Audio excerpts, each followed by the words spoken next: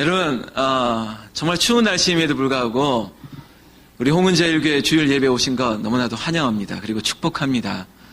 아직까지 조금 냉기가 좀 있을 것 같지만은 그러나 서로 간의 따뜻한 체온으로 그것을 이기고 남는 귀한 시간 되기를 주의 이름으로 축원합니다. 저도 추워서 가운 입었습니다. 여러분, 오늘 교회 얘기 좀 하려고 합니다. 교회는 그리스도의 몸입니다. 근데 이 그리스도의 몸이라고 하는 이해가 없으면요, 결국에는 복음에 대한 오해가 생깁니다. 교회의 이해 부족은 복음에 대한 이해 부족으로 나타난다는 것입니다. 복음은 예수 그리스도의 십자가 그리고 그의 죽으심으로 우리에게 주어진 선물입니다. 그것은 여러분들의 자격의 유무, 시시비비를 가리지 않고 주시는 분이 주신 것입니다. 이것은 절대 저도 줄 수 없고 사람이 줄 수 있는 것이 아닙니다. 이 복음은 교회를 통해 우리에게 주어졌기 때문에 누구나 누릴 수 있는 것이어야 되고요. 그리고 이 복음은 말 그대로 복된 소식이어야 되고 우리에게는 기쁨의 함성이 되어야 됩니다. 그런데 교회가 복음의 능력이 상실되면 결국엔 복된 일도 없고요, 기쁨도 없습니다. 제가 지난주에 얘기했던 것처럼 교회가 이 복음의 능력이 사라지면 교회는 천국을 경험하는 것이 아니라, 죄송한 말인데, 이 교회는 지옥을 경험하게 됩니다. 그런데 이런 교회에 고린도 교회를 통해서 우리는 레슨, 교훈을 받고자 하는 것입니다.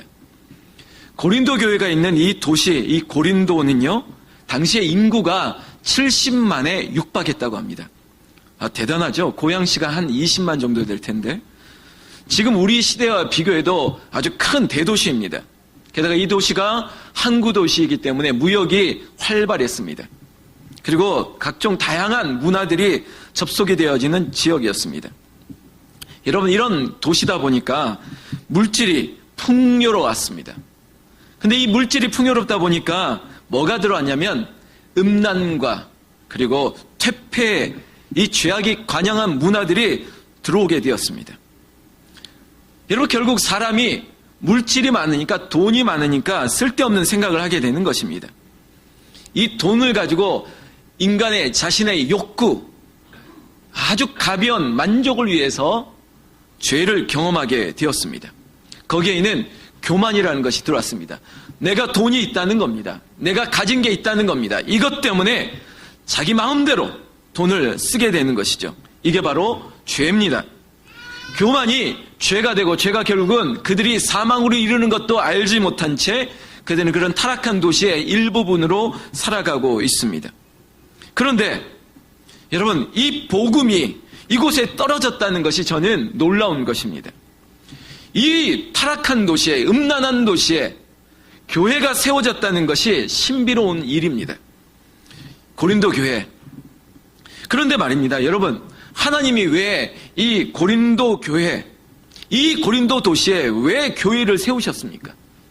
특별히 이 교회를 세우기 위해 왜 사도 바울을 보내셨을까요? 우리는 이 질문에 대답을 하려고 하는 것입니다. 먼저, 하나님이 이 성중에 있는 사람을 사랑했기 때문입니다. 왜 고린도 도시로 사도 바울을 보냈고, 이 사도 바울을 통해서 왜 교회를 세우셨느냐? 그 하나님의 뜻은, 이유는 무엇이냐? 대답한다면 하나님이 그 성중에 있는, 그 도시에 있는 그 사람들을 사랑했기 때문이라는 것입니다. 여러분 가지고 있는 성경책 사도행전 18장에 보면요, 이 이야기를 반증할 수 있는 대목이 나옵니다. 사도 바울이 아덴이라고 하는 도시를 떠나서 고린도에 이르러서 복음을 전하는 기록을 누가가 진술하고 있습니다. 분명하게 주께서 환상 가운데 바울에게 말씀하시는 대목의 기록인데요, 이런 말씀입니다. 두려워하지 말라, 침묵하지 말고 말하라. 두려워하지 말고 침묵하지 말고 말하라는 겁니다.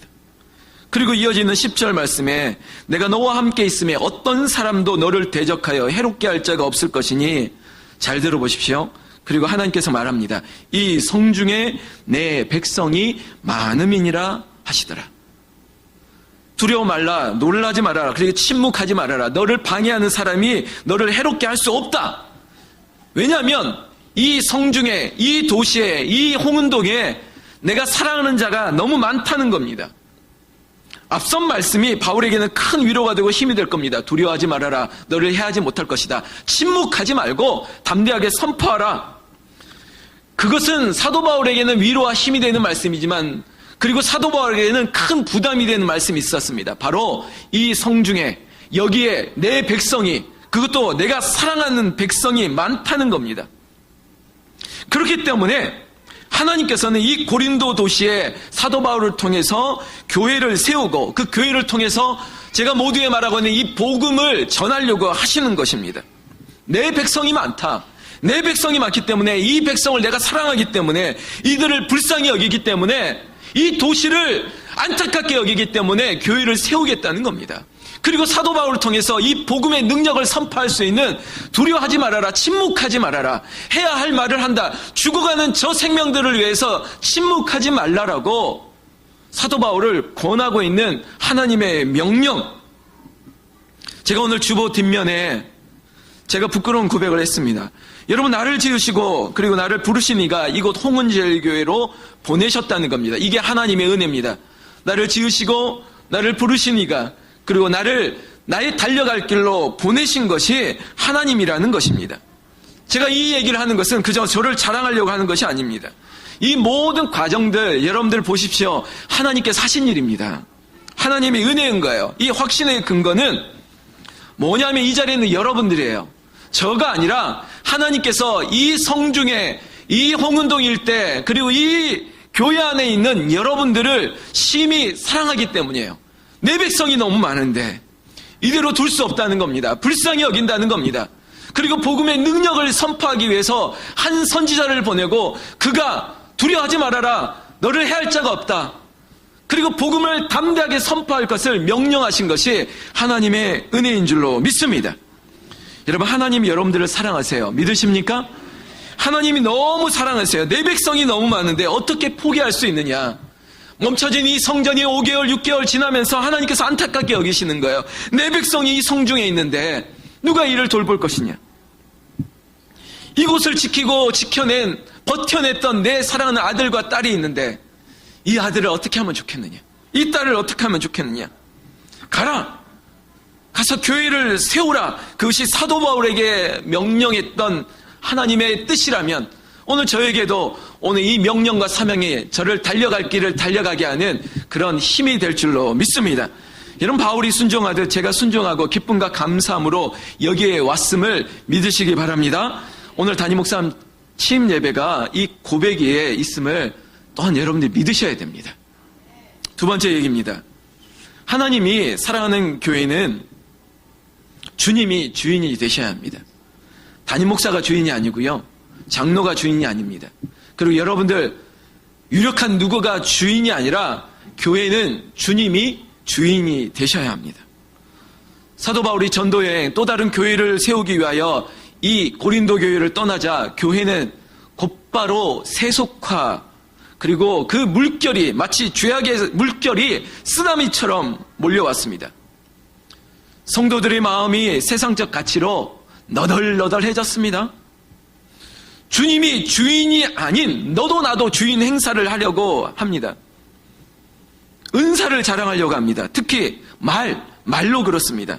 말만 합니다. 고린도 교회 안에 아볼로, 지난주 말씀드렸죠. 아볼로는 수사하기에 능했습니다. 아주 매력적인 달변가요, 웅변가요, 가르치는 능력이 남달랐습니다. 차의 추종을 불허하는 그런 아주 멋진 인물이었습니다. 그런데요, 오늘 사도 바울은 말을 잘 못했습니다. 지금으로 따진다면 설교가 부족했던 사람입니다. 그러나 언변의 차이가 그 교회 안에 달변가였던 아볼로보다는 설교를 못한다 할지라도 이 사도 바울이 어떤 사람이었습니까? 글은 잘 쓰는데 아는 게 많은데 전달력이 약한 사람이 있습니다. 그렇죠. 그런데 반대로 적은 것 가지고도 화려하게 포장하고 말로 설득력 있게 그럴싸하게 말하는 사람들이 있습니다. 분명한 것은 사도 바울이 말을 잘 못했던 것 같습니다. 설교를 잘 못했다고요. 아볼로와 비교할 수 없다고요. 여러분, 말에는 부족하나 지혜에는 그렇지 않음을 인정해야 하는데, 고린도후서 여러분 쭉 읽다 보면 고린도후서 11장 6절에 사도 바울 스스로가 자기를 말하는 대목이 있습니다. 이런 말이에요. 들어보세요. 내가 비록 말에는 부족하나 지식에는 그렇지 아니하니. 여러분, 말은 부족하도 설교는 못해도 그러나 내가 알고 있는 것이 그게 아니라는 것입니다. 분명 바울은 스스로 말을 못한다, 설교를 못한다 인정하고 있습니다. 그렇지만 여러분, 사도 바울이 어떤 사람입니까? 당대 최고의 지식인입니다. 사내리들인 출신이고요. 당시에 최고의 율법학자였던 가말리엘 문화에서 사사를 받았던 인물입니다. 말, 설교 부족할 수 있지만 그가 가지고 있는 지식은 당대에 따라올 자가 없었습니다.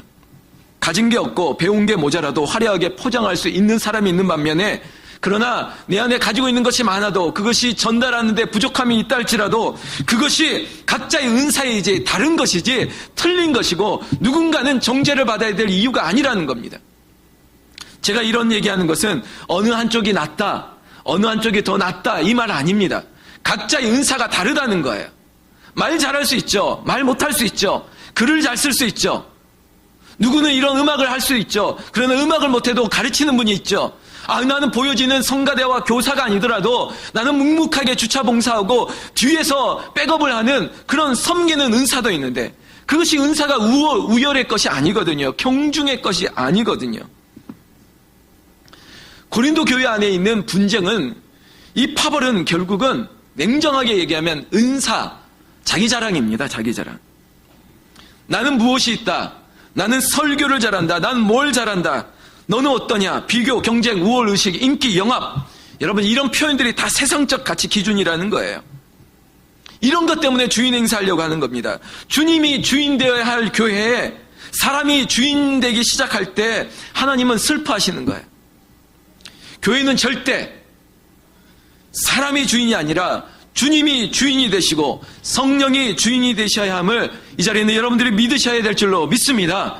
할렐루야. 세 번째, 여러분, 이 은사는 선물이기 때문입니다.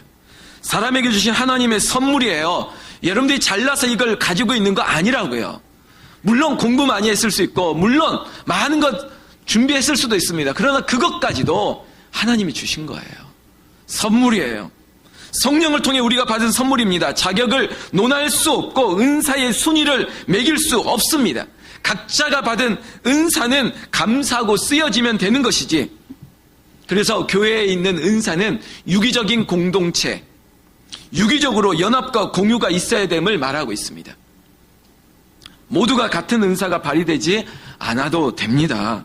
유기적 공동체, 손이 하는 일이 있고요, 발휘하는 일이 있고 머리가 하는 일이 각각 다 달라요. 그러나 그것이 한 몸을 이뤄가는 거예요. 제가 모두의 교회는 그리스도의 몸이라 그랬어요. 이 지체가 연합되어지고 함께 움직여야지 그것이 건강한 교회가 되는 것입니다.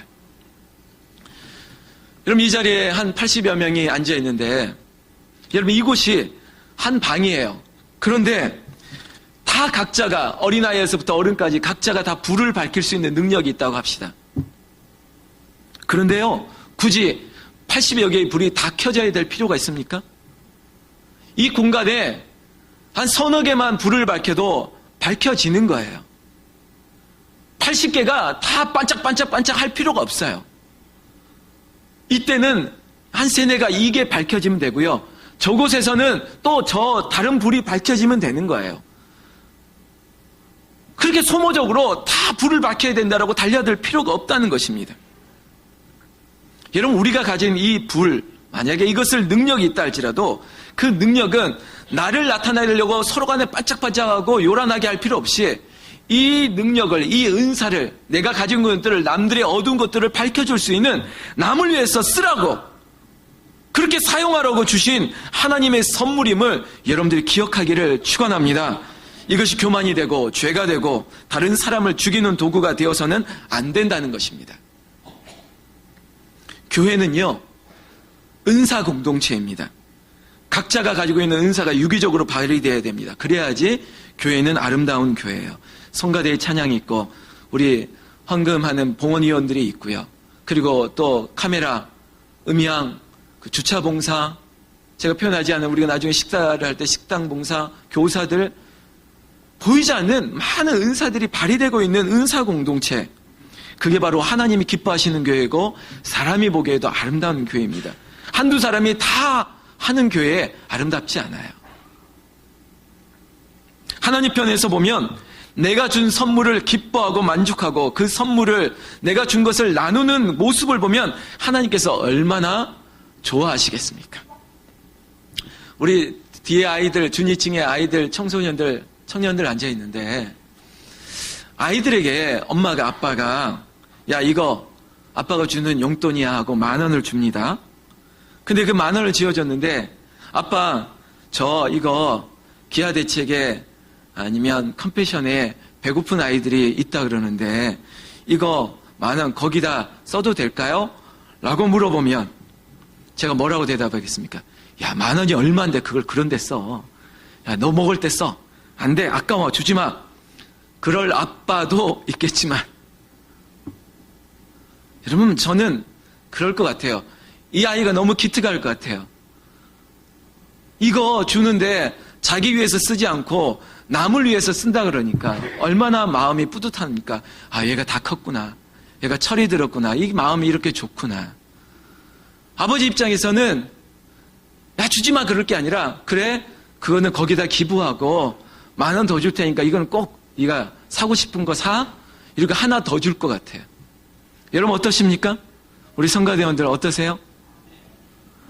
여러분 하나님이 그래요. 내가 너에게 은사를 선물로 줬는데 그거를 자기 자랑하려고 자기 위해서 쓰면 아이고 아직도 멀었네. 그런데 그걸 준 것을 남을 위해서 쓴다면 다른 은사까지 주시는 거예요. 믿으십니까?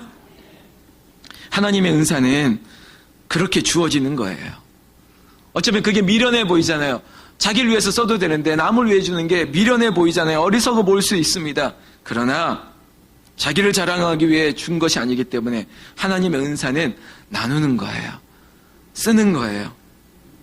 만약에 그렇지 않으면 저 같은 사람은 내놔 그것도 내놔 됐어 내놔 너 안 되겠다. 고린도 교회가 참 어리석었던 것입니다. 제 표현으로는요 아니요 어린아이들 같았어요. 고린도전서 3장 1절에 보면 사도 바울이 교인들을 향해서 마치 어린아이들을 대함과 같다고 말했습니다. 여러분 성숙의 문제입니다. 성숙의 문제. 아직 자라지 못하는 거예요. 몸이 자랐다고 어른입니까? 모르는 거예요. 아이들은 몰라요. 저기 있는 아이들이 아직 모르는 것들이 너무 많아요. 그러면 뭐 어떻게 합니까? 가르쳐야죠. 그리고 어리니까 실수할 수 있어요. 단순하니까 배고프면 배고프다고 말하는 거예요. 그냥 이 말이 적당한가? 똥을 싸면 하고 또 우는 거예요. 그냥 그렇게 표현하는 겁니다. 소리 지르는 것은 얼라예요. 얼라. 아합니다. 어린아이이기 때문이에요. 갈등과 싸움이 있습니다. 우리의 눈이, 생각이, 마음이 상대를 어린아이로 보면 됩니다. 소리 큰 사람들 보면 아유 애기구나 하고 그렇게 바라보시면 돼요. 애와 싸울 겁니까? 교회 안에 절대로 정죄함이 있으면 안 됩니다. 판단하지 마세요. 왕따 시키면 안 돼요. 말로 죽이면 안 돼요. 나 너 싫어. 이거는 초등학교 이하 그룹에서 있는 말이에요. 나 너 싫어. 애들입니까? 복음으로 인간을 보는 눈을 가져야 됩니다. 복음적 인간 이해. 멋있지 않습니까? 따라하십시오. 복음적 인간 이해. 십자가의 도가 사람을 다시 보게 만드는 것입니다. 교회 안에서뿐만 아니라 세상 속에 있는 사람들까지 우리는 그리스도의 복음 안에서 그 복음의 안경을 쓰고 바라보면요, 세상이 달리 보입니다. 그 사람을 십자가로 바라보면요, 그 사람이랑 나랑 똑같은 걸 알게 돼요. 뭔가요? 죄인인 것을요. 나도 죄인이고 저 사람도 죄인인데 뭐가 다르겠습니까? 인생이 달리 보입니다. 우리가 복음적 인간이로 그리고 십자가로 세상을 바라보게 되면요, 세상이 바뀝니다. 세상이. 사람에 대한 넉넉함과 관용함과 왠지 모르게 여유와 기쁨이 넘치게 돼요. 이 십자가 사랑 때문에. 교회 안에서 시험 들었다 이런 말이 없어지게 될 줄로 믿습니다. 그리고 이 복음적 인간이 십자가로 세상을 바라보면 희한한 일이 생깁니다. 아주 희한한 일이 생겨요. 십자가 가슴에 훅 하고 들어오면 막 신비로운 일이, 설명할 수 없는, 이해할 수 없는 일이 막 일어난다고요. 여러분, 저를 보세요. 지금 제가 그래요. 제가. 십자가의 은혜, 그 하나님의 은혜, 그 복음적 은혜가 저를 지치지 않게 합니다. 너무 신납니다. 정말 그래요. 너무 신나요. 예전에는 그냥 제가 시키는 사람, 야, 저기 아이디어라고 저기 붙여야지 하고 붙이는 걸 기대했던 사람인데, 다들 붙이자라고 생각은 하는 것 같은데 아무도 움직이질 않는 거예요. 제가 그 짧은 시간에 에이 그래 내가 붙여야지 누가 붙이겠어 하고 얼른 프린트해가지고 탁탁탁탁 붙이는 것도, 이것도 짜증이 나지 않는 거예요. 그래 누가 해, 내가 하면 되지. 말해서 뭐 하겠어, 움직이면 되지. 근데 이게 짜증나는 게 아니라 재밌어요. 아 그래 나 말고 할 줄 아는 사람이 없나 보구나. 그리고 재밌게 하는 거예요. 어려운 게 하나도 없어요. 자신 있어요. 그러나 신중해요. 그러나 넉넉해요. 아멘 절대 안 하네. 자, 그리고 온유해져요. 십자가의 도가 나를 그렇게 하셨다는 것입니다. 여러분, 인생은 60부터 따라합시다. 인생은 60부터. 그런 말이 있잖아요. 뭐 몇 살 때 부르면 못 간다고 전해라 막 이런 쓸데없는 말 하는데, 여러분 인생은 60부터라는 말이 있는데 그거 아닙니다. 따라하세요. 인생은 십자가로부터. 인생이 바뀌고 싶고 인생이 새로워지고 싶습니까? 여러분들 가슴에 십자가가 훅 하고 들어가기를 주의 이름으로 축원합니다. 그러면 새로워져요. 모든 게 새롭습니다. 여러분 이 자리에 있는 여러분들, 교회가 새롭게 되는 것도 십자가, 우리 집이 새롭게 되는 십자가, 우리 딸, 아들, 손주들이 새롭게 되는 것도 십자가, 우리 가게와 직장과 일터와 학교가 새롭게 되는 것도 십자가 될 때까지 할까요? 오늘 우리 이 자리에 있는 우리 모두가 새롭게 되는 것도 십자가 때문임을 믿습니다. 할렐루야. 그런데 여러분, 서두르지 마세요. 서두르지 마세요. 제발 조급해하지 마세요. 저 성격 굉장히 급한 사람입니다.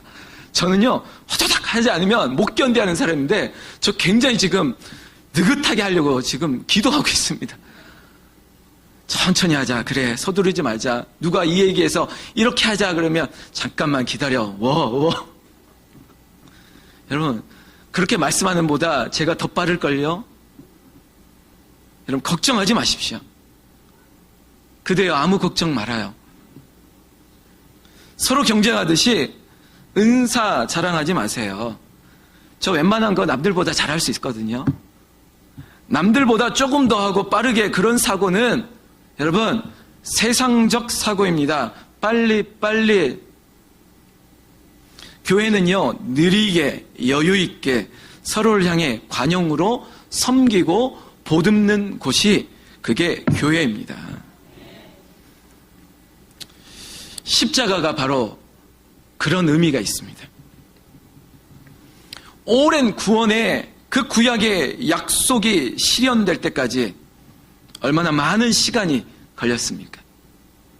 성육신하신 예수 그리스도가 그리스도의 십자가의 구속의 사역을 감당하기 위해서, 이 공생의 기간을 위해서, 그 짧은 3년을 위해서 30년을 기다리셨습니다. 40년의 광야의 길이 있었습니다. 예수님께서는 마지막 십자가를 지러 가는 그 골고다 언덕에서도 그 십자가의 구속의 사역을 감당하기 위해서 빠른 로마의 훈련된 군마를 선택하신 것이 아니라 어린 나귀 새끼 하나를 타고 천천히 초라하게 천천히 예루살렘 성으로 들어가시고, 그리고 그 무거운 십자가 들고 천천히 그 언덕길을 비틀비틀 걸으면서 초라해 보일지라도 그렇게 천천히 넘어지고 일어나고 넘어지고 일어나고 그래도 그 길을 꾸준히 걸어가셨습니다. 그래도 그 십자가는 미련한 것이 아니었습니다. 그 십자가는 자신을 부활하실 그 하나님의 능력을 믿는 십자가였기 때문에 포기할 수 없었던 십자가, 인류를 구원할 생명의 십자가였기 때문에 그는 그 길을 걸어가셨던 것입니다. 오늘 우리에게도 영원한 생명이 이 십자가 복음으로부터 주어진 것을 믿습니다. 그러면 긴 호흡을 가지고 천천히 가시면 됩니다. 잠깐 가지고 있는 은사 반짝하고 불빛 비치고 끝날 인생이 아닌 것이라면 그냥 십자가 바라보면서 천천히 주신 것에 대한 감사하며 서로를 위해서 그 은사를 쓰시면서 걸어가면 될 줄 믿습니다. 십자가는 당시에 어리석은 것이었고, 아니 부정스러운 것이었고 터부시한 것이었습니다. 그런데 이 십자가가 하나님의 지혜가 되고 구원의 이름, 능력이 되었습니다. 여러분, 우리가 이 십자가를 의지하는 것은 때로는 어리석어 보일 수 있습니다.